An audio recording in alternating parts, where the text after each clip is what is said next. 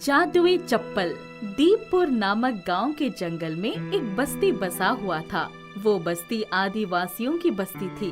उसी बस्ती में माला नाम की एक लड़की रहती थी। माला बहुत ही समझदार थी। उसे सभी चीजों के बारे में जानने की बहुत जिज्ञासा रहती थी। पिताजी, एक बात बताइए, हमारे बस्ती में कोई और क्यों नहीं आता है? बेटा, ये हमारी बस्ती है और हमारी बस्ती में आने से पहले सभी को हमारी इजाजत की जरूरत पड़ती है और हम कभी किसी बाहर वालों को अपनी बस्ती में आने की इजाजत नहीं देते। ओह अच्छा, तो ऐसी बात है। मैं कई दिनों से यही सोच रही थी। चलो, आज लकड़ियाँ काटने अपने साथ लेकर चलता हूँ तुम्हें। जी पिताजी, ठीक है। माला अपने पिताजी के साथ लकड़ियाँ काटने चली जाती है और रास्ते भर वो अपने पिताजी से सवाल करती जा रही थी। एक बार गांव में जनगणना करने लोग आते हैं। वो माला की बस्ती में भी आते हैं। जनगणना करने आए लोगों को बस्ती के अंदर आने की अनुमति मिल जाती है। पिताजी, ये सब कौन है? ये जनगणना करने आए हैं। हमारी बस्ती में कितने लोग रहते हैं, इसकी जानकारी लेने आए हैं। माला लगातार अपने पिताजी से सवाल कर रही थी। ये देख जनगणना करने आई एक महिला कहती है, ये बच्ची तो बहुत समझदार है। इतनी सी उम्र से ही इसे सब कुछ जानने की इच्छा है। हाँ मैडम जी, इसे सब कुछ जानने की उत्सुकता रहती है। मैं तो इसे पढ़ाना चाहता हूँ, मगर कहाँ पढ़ाऊँ, कुछ समझ नहीं आता। वहाँ खड़ा एक आदमी कहता है, अरे तो तुम ऐसा क्यों नहीं करते? इसे किसी हॉस्टल में रख कर पढ़ाओ। नहीं नहीं सर, इतने पैसे कहाँ मेरे पास हैं जिससे हॉस्टल में रख कर पढ़ाओ। यहीं पास में ही एक स्कूल है, पहाड़ के पीछे। अगर तुम चाहो तो माला को वहीं भेजकर पढ़ाओ। वहाँ तो ज्यादा पैसे भी नहीं लगते। जी ठीक है। माला का पिता माला को पहाड़ के पास वाले स्कूल में भेजने लगता है। स्कूल में सभी बच्चे साफ कपड़े, जूते, वाटर बॉटल और बैग के साथ दिख रहे थे, मगर माला के पास इनमें से कुछ भी नहीं था। जंगल से आने की वजह से उसे इन सब चीजों के बारे में कुछ भी ज्ञान नहीं था। अरे इसे देखो तो जरा, कैसी लग रही है। कितने गंदे कपड़े हैं इसके। छी छी, इसके साथ कोई भी मत बैठो। कोई भी माला के साथ नहीं बैठता है।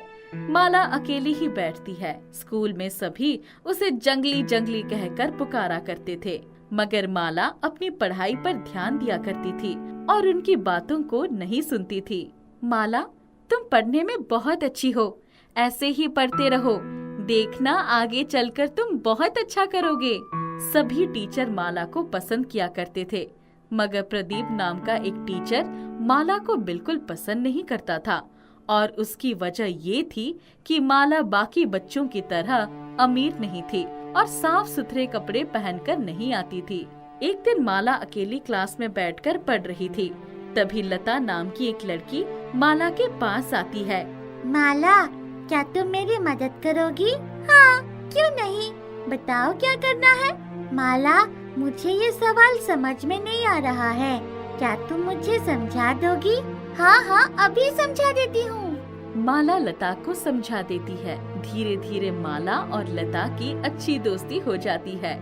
स्कूल में एनुअल फंक्शन होने वाला था। एनुअल फंक्शन में फैंसी ड्रेस कंपटीशन भी होने वाला था। सभी बच्चे उसमें शामिल हो रहे थे। माला भी उसमें शामिल होना चाहती थी, इसलिए वो अपना नाम भी लिखवाने आती है। वहाँ वही प्रदीप सर बैठे थे, जो माला को बिल्कुल भी पसंद नहीं करते थे। सर, मुझे भी फैंसी ड्रेस कंपटीशन में शामिल होना है। आप मेरा नाम भी लिख दीजिए। वहाँ पहले से ही कुछ बच्चे भी खड़े थे। वो ये सुनकर बहुत जोर जोर से हंसने लगते हैं और प्रदीप सर भी सभी बच्चों के साथ हंसने लगते हैं। तुम कंपटीशन में क्या करोगी? तुम जैसी जंगलियों का यहाँ क्या काम है? जाओ जाओ और आराम से बैठकर सभी को देखना। सारे बच्चे भी उसका मजाक उड़ाने लगते हैं। ये देख माला बहुत दुखी हो जाती है और सोचती है, पहले तो सिर्फ ये लोग मुझे चिढ़ाते थे तो मुझे कुछ फर्क नहीं पड़ता था, मगर अब तो सर भी मेरा मजाक उड़ाने लगे। माला दुखी होकर वापस घर आने लगती है। तभी उसकी नजर एक बेर के पेड़ के ऊपर पड़ती है। उस बेर के पेड़ पर 2 चप्पल लटके हुए थे। बेर के पेड़ पर चप्पल लटकी हुई है। रुको, अभी नीचे उतारती हूँ और साथ ही कुछ बेर भी तोड़ लूंगी। माला वो चप्पल पेड़ से नीचे उतार लेती है और कुछ बेर भी तोड़कर खा लेती है। आज तक कभी माला ने चप्पल नहीं पहना था। वो उल्टा ही चप्पल पहनकर आगे बढ़ने लगती है। थोड़ा आगे बढ़ने के बाद वो चप्पल खुद ही सही हो जाता है। दाएं पैर का चप्पल दाएं में आ जाता है और बाएं पैर का चप्पल बाएं में आ जाता है। हर रोज माला को बहुत देर हो जाती थी घर पहुंचने में, लेकिन चप्पल पहनने की वजह से माला तुरंत ही घर पहुंच जाती। आज कुछ तो अलग हो रहा है। जब मैं चप्पल नहीं पहनती थी तब तो मुझे बहुत देरी हो जाती थी घर पहुंचने में, और आज इतनी जल्दी कैसे पहुंच गई? माला उस चप्पल के बारे में किसी को कुछ भी नहीं बताती है। अगले दिन माला जल्दी जल्दी चल रही थी, तब भी चप्पल माला को हवा में उड़ाने लगता है और बहुत जल्दी ही उसे स्कूल में पहुंचा देता है। ये सब देख माला को पता चल जाता है कि ये जरूर जादुई चप्पल है। मैं सही ही सोच रही थी, ये सब इस जादुई चप्पल का ही कमाल है। इस तरह माला जो भी मांगती वो जादुई चप्पल दे दिया करता था। माला और उस चप्पल की अच्छी दोस्ती हो जाती है।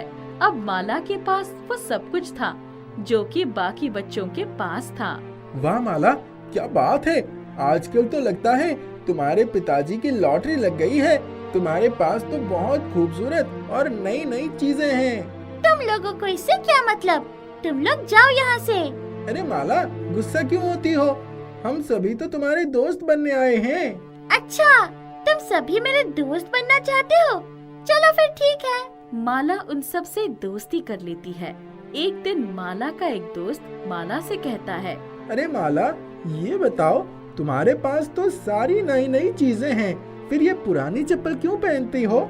ये तुम पर बिल्कुल नहीं अच्छा लगता। तुम कोई नया जूता खरीद लो ना। हाँ, ये बात तो सही कह रहा है। जब मैं सभी नई चीजें पहन रही हूँ तो इस पुरानी चप्पल को पहनने की कोई जरूरत ही नहीं। माला जूते की दुकान पर जाकर नए जूते खरीद लेती है और जादुई चप्पल को कचरे के ढेर में फेंक देती है। जैसे ही माला उस जादुई चप्पल को लेकर चली जाती है, वहाँ माला के दोस्त आ जाते हैं। हमने बिल्कुल सही से उसको उकसाया है। देखो, अब उसकी वजह से हमें भी जादुई चप्पल को इस्तेमाल करने का मौका मिलेगा। सबसे पहले मैंने ही उसे जादुई चप्पल से उड़कर स्कूल आते हुए देखा था और फिर क्लास में नई पेंसिल मंगवाते भी देखा था। इसीलिए इस पर सबसे पहले मेरा हक है। एक काम करते हैं, 2-2 दिन करके सभी इस जादुई चप्पल को अपने पास रखेंगे। ये बात सभी मान जाते हैं। माला जिस जूते को खरीद कर ले गई थी वो एक आम जूता था और उसकी मदद से माला को कुछ भी नहीं मिल पा रहा था। इसलिए वो सोचती थी, वो जादुई चप्पल ही अच्छा था। लगता है मैंने अपने दोस्तों की बातें सुनकर बहुत गलत किया है। अपनी गलती मानकर माला कचरे के ढेर के पास आती है। वहाँ चप्पल ना मिलने पर उसी पेड़ के पास आती है जहाँ से उसे चप्पल मिले थे। वहाँ आने के बाद वो देखती है चप्पल के साथ उसके चारों दोस्त भी लटके हुए हैं। चप्पल माला को देखकर कहता है, जब तुम्हारे पास कोई भी दोस्त नहीं था तब मैं तुम्हारा दोस्त था। तुम्हें जो भी चाहिए होता था वो सब मैं तुम्हें देता था और तुमने मुझे इसकी बात सुनकर फेंक दिया। माला के दोस्त जादुई चप्पल का इस्तेमाल अपने ऐशो आराम के लिए करना चाह रहे थे, लेकिन जादुई चप्पल उन्हें कुछ भी नहीं देता था। आगे से मैं तुम्हारी भी मदद नहीं करूँगा और अब से मेरी सारी जादू खत्म हो चुकी है। अब मैं भी मामूली चप्पल बन गया हूँ। ये सुन माला बहुत जोर जोर से रोने लगती है। मुझे माफ कर दो दोस्त, मैंने तुम्हारे साथ बिल्कुल अच्छा नहीं किया। कोई बात नहीं, अगर तुम जादू ना भी करो तब भी मैं तुम्हें हमेशा अपने साथ रखूंगी। चप्पल उन सभी बच्चों को छोड़ देता है। माला उस चप्पल को हमेशा के लिए अपने पास रख लेती है और मन लगाकर पढ़ाई करने लगती है। जादुई साइकिल। रमन अपनी दादी के साथ एक झोपड़ी में रहता था। वह कक्षा 7 में पढ़ता था। सिलाई करके उसकी दादी अपना और रमन का पेट भरती थी। एक दिन रमन स्कूल में खेल रहा था, तभी उसका दोस्त अशोक ताना देते हुए, अरे रमन, तू तो बहुत गरीब है, तुम्हारे पास तो खाने के भी पैसे नहीं है। पता है, पापा ने मेरे को नई साइकिल ला कर दिया है और वो बहुत अच्छी चलती है, पर तू तो साइकिल के बारे में सोच भी नहीं सकता क्योंकि तेरे पास तो पापा ही नहीं है। इसीलिए रमन का मन उदास हो जाता है और वह घर आ जाता है। दादी माँ, मेरे पापा कहाँ चले गए? अगर वो होते तो वो मुझे साइकिल ला कर देते। बेटा, तेरे पापा बहुत अच्छे थे और अच्छे लोगों को भगवान अपने पास बुला लिया करते हैं। दादी माँ, अशोक ना मुझे साइकिल के बारे में चिढ़ा रहा था। हमारे पास साइकिल ही नहीं है। तू बड़ा हो जाएगा और मेहनत करके कमाएगा तो तू साइकिल ले सकता है। रमन उदास होकर बैठ जाता है। उसी रात तेज बारिश होती है और उसकी छत टपकने लगती है। रमन देख, छत टपक रही है। अब तो हमारा इस झोपड़ी में गुजारा ही नहीं हो पा रहा है। हम बारिश से झोपड़ी में भी नहीं बच सकते। तू यहाँ पर रुक, मैं ऊपर झोपड़ी की छत सही करके आती हूँ। और रमन की दादी छत ठीक करने चली जाती है, जिसकी वजह से वह बीमार हो जाता है। दादी माँ, आपकी तबीयत खराब है, मैं डॉक्टर से दवाई लेकर आता हूँ, आप यहीं रुकना। नहीं रमन, बहुत तेज बारिश हो रही है और अगर तुम जाओगे तो तुम भीगकर बीमार हो जाओगे। नहीं, अभी रहने दो, मैं ठीक हो जाऊंगी। रमन पास में रह रहे अशोक से साइकिल मांगने के लिए चल पड़ता है और अशोक के घर जाता है। अशोक, क्या हुआ? इतनी रात को मुझे क्यों बुला रहा है, और वो भी इतनी बारिश में? अशोक, मुझे तू अपनी थोड़ी देर के लिए साइकिल दे दे। मेरी दादी की तबीयत खराब है, मैं पास के गांव से डॉक्टर को लेकर आता हूँ, फिर मैं तेरी साइकिल वापस कर दूंगा। अरे, दिमाग खराब हो गया है क्या तेरा? मैं अपनी साइकिल तुझे क्यों दूं? बारिश में भिगोने से वो खराब भी हो जाएगी और तुझे तो साइकिल चलानी भी नहीं आती। रमन अपना मायूस मुंह लेकर घर वापस लौट आता है। उसे कूड़े के ढेर में से कुछ साइकिल का टूटा फूटा सामान बिखरा हुआ दिखता है। अरे, ये क्या?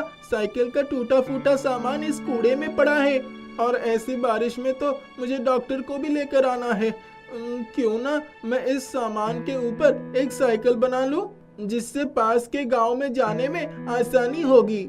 रमन कूड़े के ढेर में पड़े साइकिल के पुर्जों से टूटी हुई साइकिल बनाता है और उस पर बैठकर उसे चलाने लगता है। साइकिल लेकर घर पहुंचता है और दादी से कहता है, दादी माँ, मुझे एक पुरानी साइकिल मिल गई है, मैं अभी आपके लिए दवाई लेकर आता हूँ, उससे तुम ठीक हो जाओगी। और घर से निकल जाता है। थोड़ी देर में रमन डॉक्टर से दादी माँ के लिए दवाइयाँ लेकर आता है। रमन, तुम दवाई किस में रख कर लेकर आए हो और तुम कैसे गए थे? दादी माँ, मैं दवाई जेब में लेकर आया हूँ और साइकिल पर गया था। पर यह कैसे हो सकता है? क्या हुआ माँ? यह दवाई भीगी ही नहीं, तुम भी नहीं भीगे और बाहर तो इतनी तेज बारिश है। रमन सोचने लगता है और कहता है, दादी माँ, आप फिक्र मत करो, आपकी तबीयत ठीक हो जाएगी। आप ये दवाई लेकर आराम करो, नहीं तो आपकी तबीयत और खराब हो जाएगी। दादी माँ अंदर आराम करने चली जाती है। रमन साइकिल पर लगी कीचड़ को साफ करते करते सोचता है कि काश उसके पापा होते तो कितना अच्छा होता, फिर उन्हें किसी भी चीज की दिक्कत नहीं होती। तभी दरवाजे पर से किसी की आहट आती है। रमन दरवाजा खोलकर देखता है तो उसके पापा सामने खड़े थे। पापा, आप मुझे छोड़कर कहाँ चले गए थे? आपको पता है मैं आपको कितना याद कर रहा था। आवाज सुनकर दादी भी वहाँ पहुँच जाती है और उसको गले से लगा लेती है। बेटा, तुम यहाँ कैसे? पता नहीं माँ, मैं यहाँ कैसे आ गया। मुझे ऐसा लगा जैसे कोई चीज मुझे यहाँ खींच कर ले आई है। माँ, मैं यहाँ नहीं रह सकता। अलमारी में कुछ पैसे रखे हैं जो तुम्हारी काम आएंगे। अपना और रमन का ख्याल रखना। और वहाँ गायब हो जाता है। रमन, तुम्हारे पापा अचानक से कैसे यहाँ आ गए, कुछ समझ नहीं आ रहा। और ये जो अलमारी में पैसे रखे हैं, इन्हें हम कैसे उपयोग में लाएं कि हम उनसे कुछ काम कर सकें और बड़े पैसे कमा सकें। माँ, आप चिंता ना करें, मैं उनसे कुछ सब्जियाँ लेकर आऊंगा और मेरे पास साइकिल है। मैं सब्जी उस साइकिल पर रखकर बेच भी दिया करूंगा, जिससे हम कुछ पैसे कमा सकेंगे। रमन उन पैसों में से कुछ सब्जियां लाता है और साइकिल भी ठीक कराता है, जिससे वह सब्जी बेचना शुरू कर देता है। तभी उसको एहसास होता है कि साइकिल टूटी होने के बावजूद भी बहुत तेज चल रही है। अरे, ये क्या? मैंने तो अभी तक एक पेडल भी नहीं मारा था और ये साइकिल मुझे इतनी दूर ले आई। ये कैसे हो सकता है? कहीं ये साइकिल कोई जादुई साइकिल तो नहीं?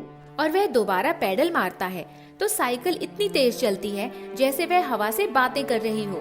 अरे ये साइकिल तो एक जादुई साइकिल निकली और घर जाकर अपनी दादी माँ को सारी बात बताता हूँ। तू पागल हो गया है क्या? साइकिल भी जादुई होती है क्या? माँ, ये साइकिल जादुई है। अगर यह जादुई है तो उड़ कर दिखा। रमन साइकिल को उड़ने के लिए कहता है और वह उड़ जाता है आसमान में। यह नजारा गांव के सभी लोग देख रहे थे और तालियां बजा रहे थे। रमन उनको हवा में उड़ाकर साइकिल के कारनामे दिखाता है और उनसे पैसे कमाता है। आसमान के रास्ते में भी गांव वालों के सारे काम भी कर दिया करता था, जिससे गांव वाले उससे बहुत खुश होते थे। इस पर अशोक इन सब बातों से खुश नहीं था। अरे रमन के चर्चे तो पूरे गांव में हो रहे हैं। इस साइकिल की वजह से आजकल इस रमन के भाव इतनी बढ़ गया है। मैं ये होने नहीं दे सकता, मुझे कुछ करना ही पड़ेगा। क्यों ना मैं इसकी साइकिल ही तोड़ दूं? ना रहेगी साइकिल और ना रहेगा रमन का नाम। इस साइकिल की वजह से ही तो रमन चर्चे में है। एक रात अशोक रमन की साइकिल चुराने के लिए उसके घर पहुंचता है और उसे उठा लेता है। इस साइकिल को अगर मैं यहाँ तोड़ूंगा तो रमन को पता चल जाएगा।